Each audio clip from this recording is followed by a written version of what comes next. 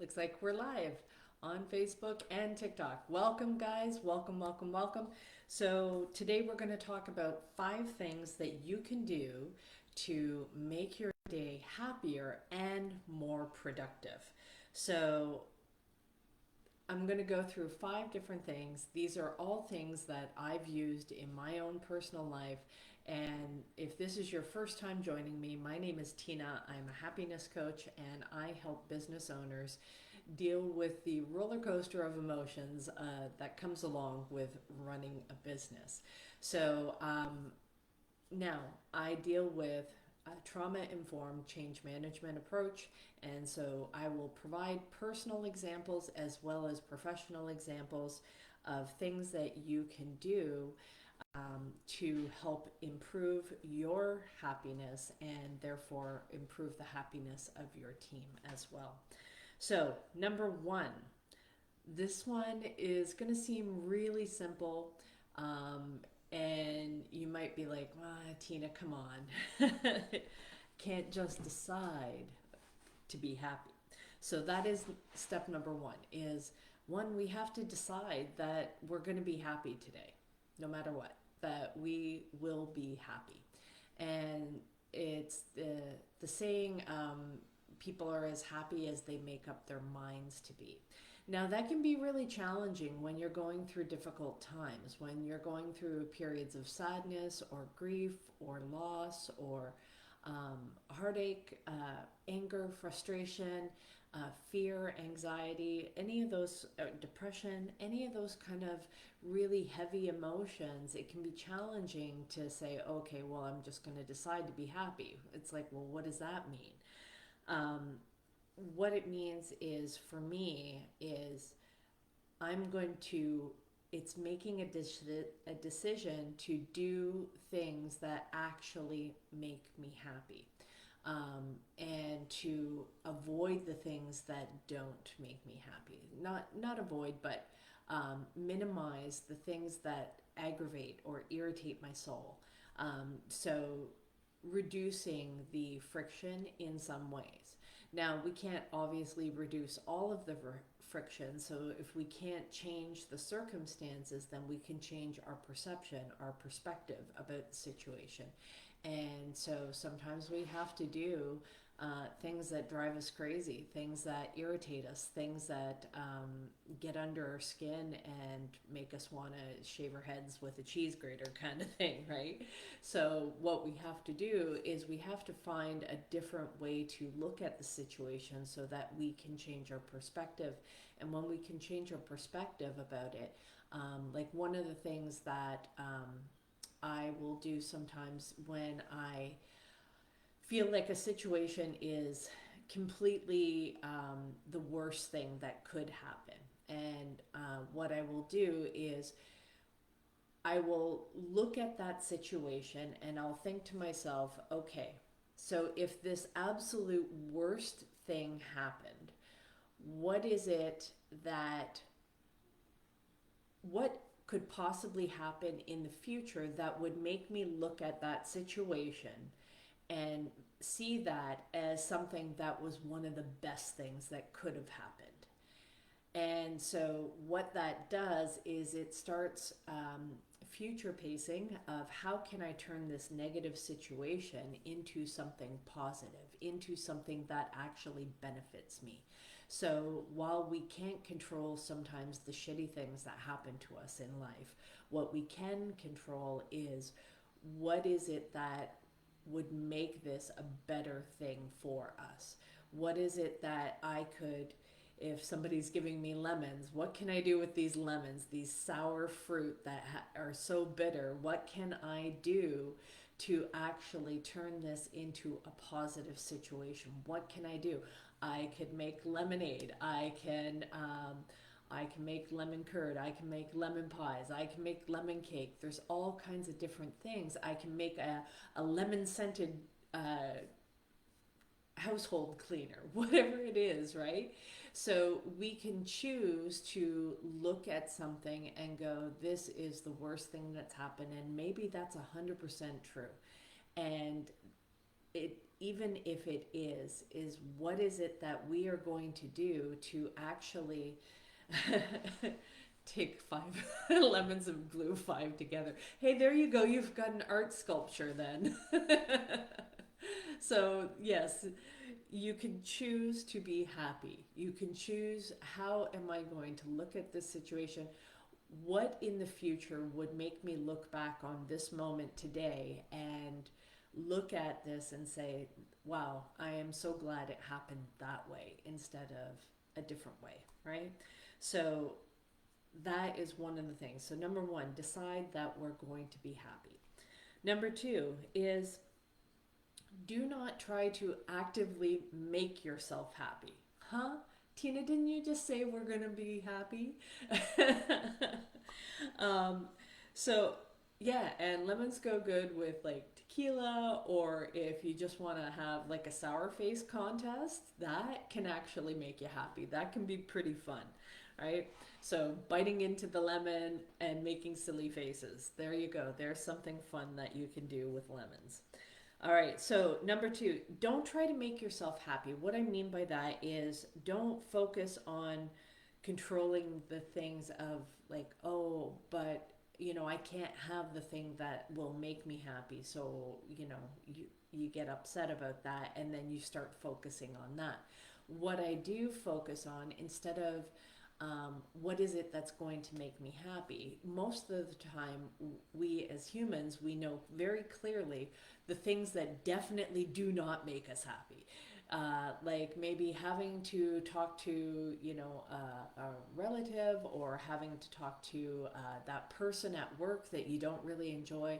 If you can pull that stuff and compartmentalize it. So if you know that you're in a bit of a more challenging day, you can do one of two things. You can either lean forward, lean into it, and get the thing over with, and get that done and out of the way. So I used to do this, especially in a work environment. The things that I found most difficult, the things that I found most challenging, and this I kind of did today too. But I'm saving that for another topic. But the things that I found most challenging, the thing that was hardest to do, I would get that done and over with as the first thing in the day.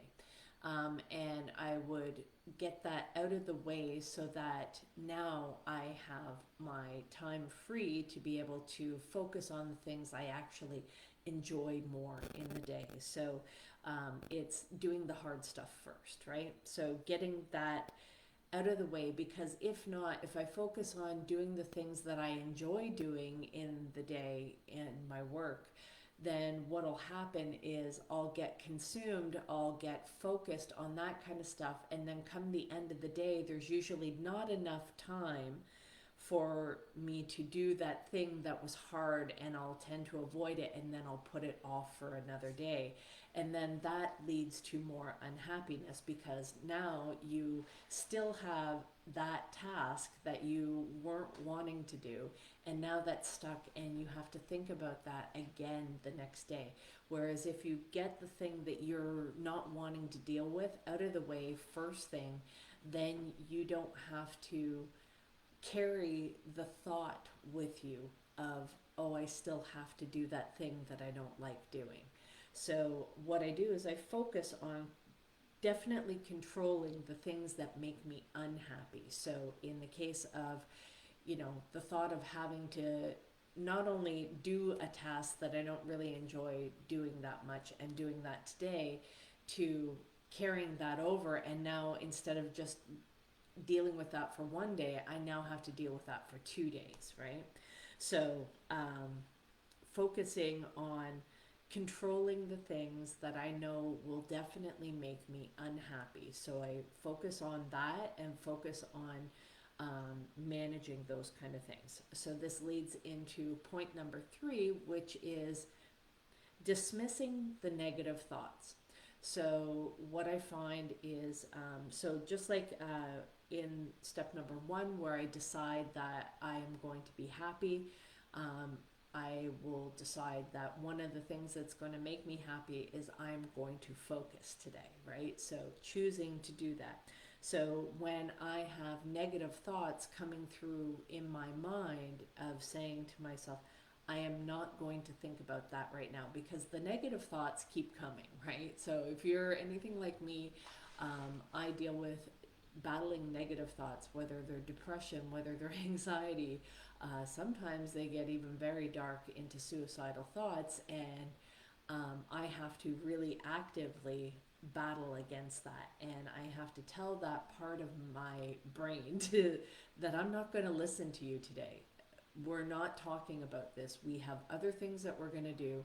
It's like dealing with a difficult child of like, no, we're not doing that today. We are focusing on this. And when so those thoughts keep coming back up, it's like, no, I'm not focusing on that. I'm not dealing with that. I'm not going down that path. I am not going to ruminate on these negative thoughts. And this helps if I focus on, I'm just doing this for today. If tomorrow that is still an issue and it's still bothering me, yes, we're going to look at that. But it's a matter of putting that time frame on it of, no, we're not doing that now. We can look at that at another time, right? So it's setting a boundary with myself of being able to, I'm not going to go down that path of those negative thoughts. I'm going to focus on the things that I know I want to get done, because if I get those done, I'm going to be happy. Which leads me into step number 4 is choose one thing. And I know we all have these lists of something that you've been meaning to complete, but you haven't gotten around to it. Now, this is a little bit different than like step 1, where that daily task, where you get that out of your way first. This is something that it slipped and you've been procrastinating on it and you've been meaning to get around to it. Maybe it was something originally simple, because sometimes that'll happen to me, where there'll be one little roadblock of something. It's like, okay, but I don't have time to figure out how to fix that one thing, so I'm going to go work on something else, which can be actually a good productive strategy. But the problem is if you don't go back to that thing, right? So when you say, I'm not going to work on that now, at least set a time frame of when you're going to come back to it.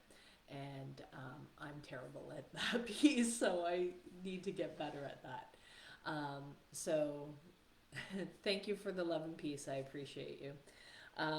So as we go through this stuff, you want to make sure you pick something off of your list that you can get done. And it could be something small. It could be like that laundry that you've been meaning to do. It could be something like, for me today, one of the things I kept saying that I was going to get around to uploading the replays of these lives to my YouTube channel, because I've been focusing on a bunch of other things. I've been doing a lot of selling of this artwork and organizing it, and I've been doing a whole bunch of stuff around that. So that's kind of been taking up some of the bandwidth. So I delayed uploading the replays to my YouTube channel. And normally what I do is I tie in my artwork with the YouTube thumbnail, kind of, doing two things at once and tying in some sort of happy kind of inspirational message that goes with it. Well, sometimes that takes quite a bit of mental bandwidth. So today I gave myself permission to, oh, Felix, come on. I gave myself permission. Don't mind Felix. He's trying to steal the show here. I gave myself permission to not have to do it so perfectly. And I went into Canva instead of doing all of the other modifications that I need to for the artwork. I just used some of their default templates and just kind of modified them really quickly. And just got all 10 of my videos uploaded. I was like, damn. But that all started with part of the reason it's like, oh, I'm going to get around to it, I'm going to get around to it, and I didn't realize how big that list was getting and how many days had actually passed by. And it wasn't until I thought, okay, I need to write this down, I need to be clear about how many videos do I have and which ones, right? Because I have to pull the video from where it's saved, and then I have to upload it and all of that kind of stuff, and then remember what was talked about in that video. So by doing this process and by setting that goal of that, I'm actually going to be happy, I'm going to focus, I'm going to get this done today. Thank you so much for the roses. That I actually managed to complete it, and it was taking a little longer, and there were a couple of times that I was like, oh, you don't have to do all of them, you could just like maybe do a couple, and then that should be good enough. You've caught up with like 5, that should be good, right? And I said no, back to the dismissing the negative thoughts, and controlling the things that I know that are going to make me unhappy. So going back to step 2 and step 3, I said, no, I'm actually going to get this done. I'm going to complete it, even though it's not the way I normally do it. It was a slight modification. I completed all 10 videos, got them uploaded, and so you can check out my YouTube channel, Coach Tina B 125, and you will find all of the replays for the last 10 lives that I've done. And so they're all uploaded on YouTube, and I put a thumbnail. If you're on TikTok, you can get the information. If you go on my page, you subscribe. It's always a good idea to subscribe to whatever platform you're watching me on, because then you'll get notified of when I'm doing the lives, which are a little bit random times right now. So,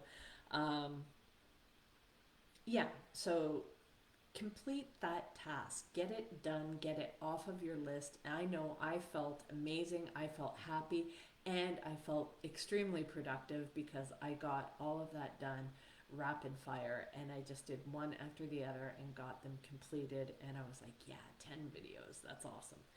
And I also found some additional, because I forced myself to go through that process and under a tighter timeline, I got really creative, and I got a little bit clearer on some of the messaging that I had in my templates, because I went back and I looked at them, and I'm like, is that really what I want to say? So I kind of tightened things up, and I neatened things up and straightened things out. So it allowed me to progress, improve, and do all of that kind of stuff. And for me, those are all things that make me extremely happy. I like being productive. I like being effective and efficient in the things that I do, and those are things that I really enjoy.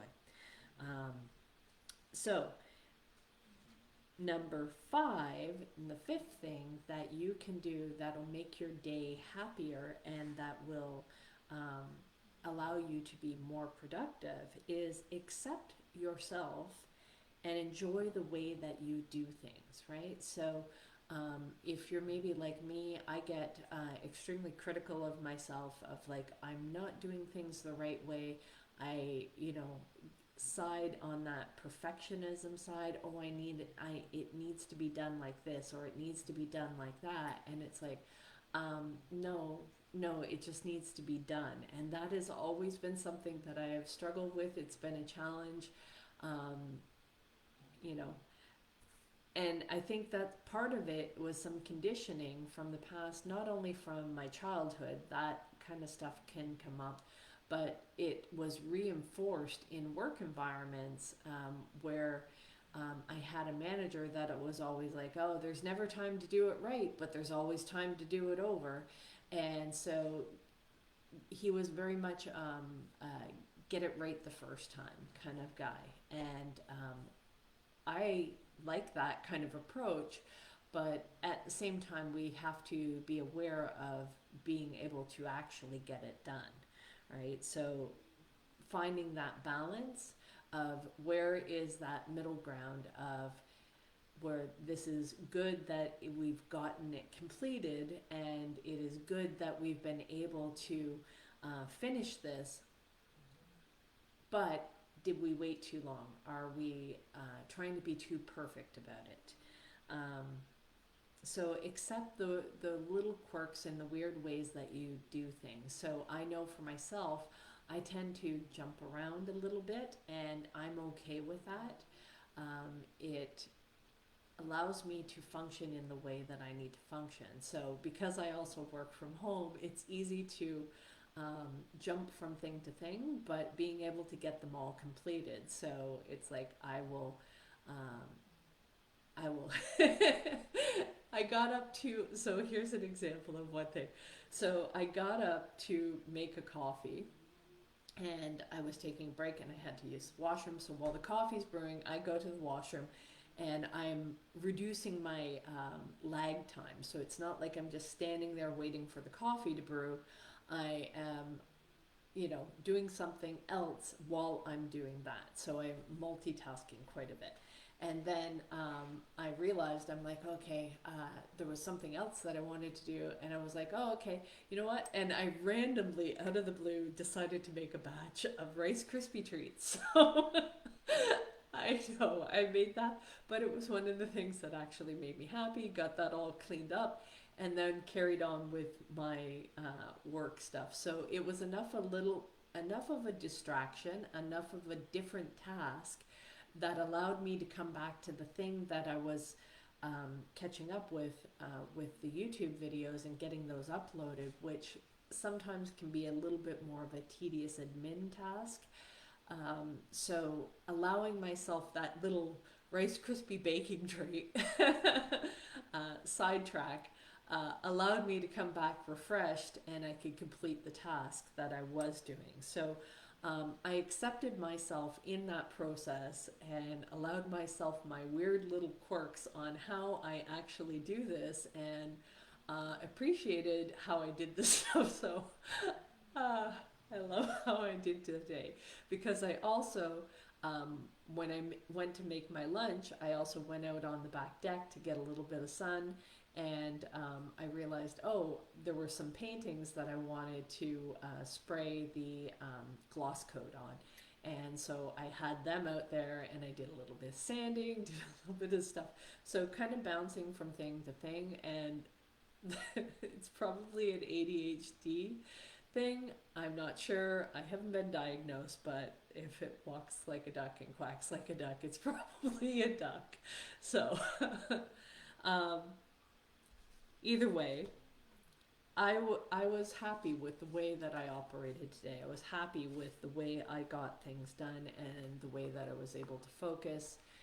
And I was happy with the way that I was able to deflect those negative thoughts when they started to come into my head, and I was able to push them out of my forefront and focus on the things that I wanted to get done and made me happy. And so I hope that helps you. So those are 5 things that you can do to make your day happier and more productive. So guys, I hope that was helpful. We're going to wrap it up short tonight. And if you came in halfway and you want to catch the rest of the replay, go to my YouTube channel, which is Coach Tina B 125. Click on the subscribe button, and you will get notified when I've uploaded the new video.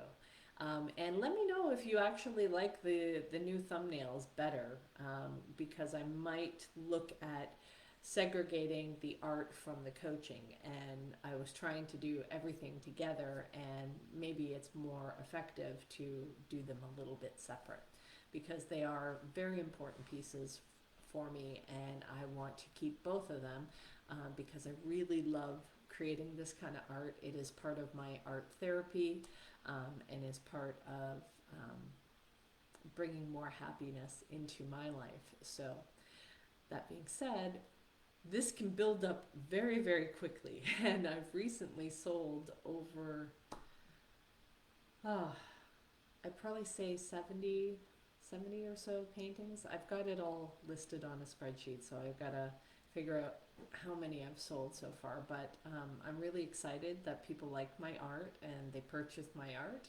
And some of the paintings, although the originals are gone, if you go to Redbubble, you can check out my designs that I've uploaded there, and you can get them on different formats as well. So maybe you've run out of wall space, but you might want a shower curtain or a phone case or a laptop cover, right? Whatever it is, that there's a few different options, or even just a notebook for journaling. You can purchase those on Redbubble, and if you go to my profile page, you can click on the link to take you to the Redbubble site, or if you go on the YouTube channel, the links are all there for all of my social media. Okay, so guys, hopefully that was helpful for you. I really enjoyed this talk, and I look forward to coming back tomorrow. Hope you have a great night, and we'll talk to you real soon. Bye.